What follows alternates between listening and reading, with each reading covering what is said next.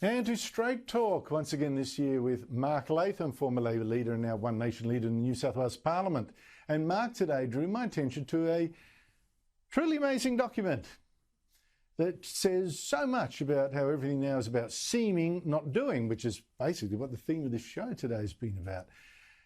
I'm talking about the official precinct plan for a huge project, the Western Sydney Airport, or what is now grandly called the Aerotropolis, the Western Sydney Airport and surrounds. It's massive, it's important. Now this plan, this official plan, this policy document that's on the web, you can see it for yourself, says that this acknowledges traditional Aboriginal custodians and provides opportunities to connect with country. That's their policy document. And it says they can connect with country, they can design for country and care for country in the planning for this Aerotropolis. Isn't that beautiful? And I was thinking, wow, that would be great if it means, training young Aborigines into being pilots, into being builders and engineers. That'd be great. All for that. Joining me is Mark Latham. Mark, thank you for your time. So is this a plan for that or for something else? No, Andrew, it's the very worst kind of Indigenous virtue signalling. It's a new form of paternalism. There's a bloke called Jim Betts who heads the New South Wales Planning Department who's completely obsessed with doing things Indigenous, even if they're completely ridiculous. Because what he's saying here is that the future plan to build an international airport, so massive concrete and paved tarmac, huge housing estates, commercial areas, industrial estates, wiping out all the vegetation, wiping out the country that Indigenous had lived in for thousands of years, somehow that's connecting to country. And he's put the little dots on the beginning of the document, the Indigenous dot patterns, which is like the modern equivalent of offering up beads and blankets to the Indigenous, as if the dots make any difference. It's not connecting to country, it's destroying all the traditional country that Indigenous had. And as you say, this big employment development, wouldn't you think the Indigenous opportunity was to train up for a whole range of skills and employment opportunities, get Indigenous in Western Sydney, 60,000 people, too many of them on welfare and out of work, into a job.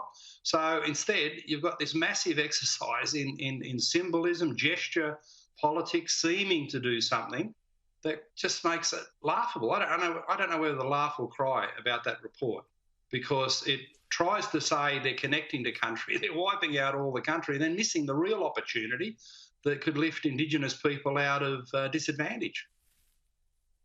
Well, I'm sure they've got some scholarships or something in there, or traineeships, I don't know. But too often I see this thing, like in this case, we'll wipe out all this country, we'll whack this great concrete runway. I'm all in favour of course, the runway. Yeah. So am I. And build all this thing, but we'll connect with Aborigines because we'll allow them to paint dots on this cover and all this kind of thing. Now, I don't know, mate. That's not really singing. Well, it's pathetic. It's pathetic, Andrew, because it's detached from reality. I mean, if you're going to build an international airport and pave and have concrete and steel in precincts that were once occupied by Indigenous people in their vegetation, their environment, be honest enough to say that to people. But you're fooling no one, least of all the Indigenous out of work in Western Sydney, by doing the dot patterns and saying, oh, this is a big connection to country here in the way in which this Aerotropolis has been planned. Imagine, lobbying in those regions in 1787 and say, listen, fellas and ladies, Indigenous tribes, we've got this new plan, Aerotropolis, and this is somehow a connection to country. I mean, the whole process is ridiculous, and I think it's a shame on these New South Wales government ministers, in this case Rob Stokes, who allows this absurdity to unfold. It's an insult to the Indigenous to think this is at all valid and connected to reality. At least be honest with people.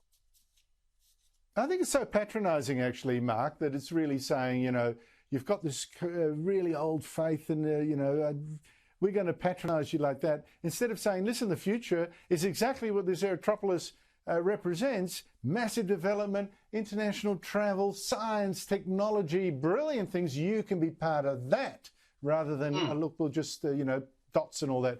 I was also struck by this paragraph here. Country, this concept of country, is a leading driver of the planning and the urban design around the Aerotropolis. And this draft document acknowledges that traditional owners and custodians have maintained a connection with the land and draws on their belief that by caring for country, country will care for us. Can you explain to me how this draft plan for an airport is caring for country and how caring for country is then going to care for us? What's the land going to do? This is pagan stuff. This is pathetic. It is. I can't explain it. I don't think any minister, if they were on this show or any other forum, could explain it. But, Andrew, this has been allowed to run right through the New South Wales Public Service. The appearance that if you put dots on a document and you talk about a connection to country, somehow it makes it true. I mean, this is a massive delusion. These are people with a sort of a disconnection from reality that I find very disturbing. And it's right through the New South Wales Public Service under a coalition government where they think if we say these things... Not just there, Mark, not just there. This seeming and doing is also running right through the Labor Party you used to lead. I mean, talk about being blind to nasty facts, as we were early in the show. Labor is telling blue-collar voters, don't you worry. We can close coal mines. We can go green.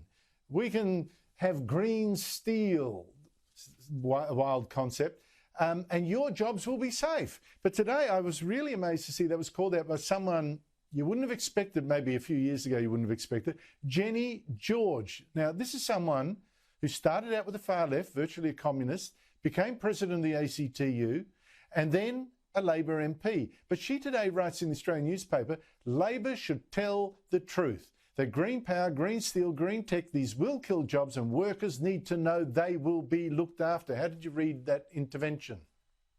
Well, it's a bell ringer for Labor and their delusion in thinking that you can have green steel at Port Kembla, where Jenny George used to represent the BlueScope steel plant, 3,000 workers there. There's no green steel, no hydrogen solution there at a blast furnace at Port Kembla. It's just not technologically possible. I visited that site just last Monday, and that's what they clearly said as they gear up to recommission the old blast furnace to spend $600 million trying to get it going again. They've got all sorts of financial pressures on them, and Jenny George is just pointing out the technological realities, not just Labor.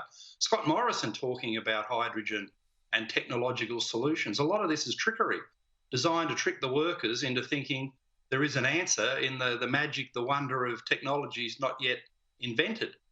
Well, that's very cruel to working people. And beyond that, Jenny George points out you'll never run aluminium smelting in the Hunter Valley at Tomago on 100% renewables. That's not possible. And this is a real lesson here for Chris Bowen, who a couple of nights ago was on the 7:30 report, was asked, what are the replacement jobs, industries, businesses? And he couldn't name any. And this is cruel to working people. Jenny George is saying the first priority of a Labor movement, a true Labor movement, is to look after the workers. And Bowen couldn't name a single job. And in the Hunter Valley, there are 75,000 jobs that are reliant on coal income, either directly or indirectly. And you go to places like Singleton and Muswellbrook local government areas, this statistic's completely amazing, but it's a real lesson in what's at stake. 3 out of every 5 homes are dependent on coal income. So you go down the street, coal home, coal home, coal home, non-coal, non-coal. You can't talk about wiping out those jobs with no plan for a replacement. Chris Bowen has betrayed every proper instinct of the Labor movement and the protection of workers in those vulnerable communities. It's an absolute disgrace.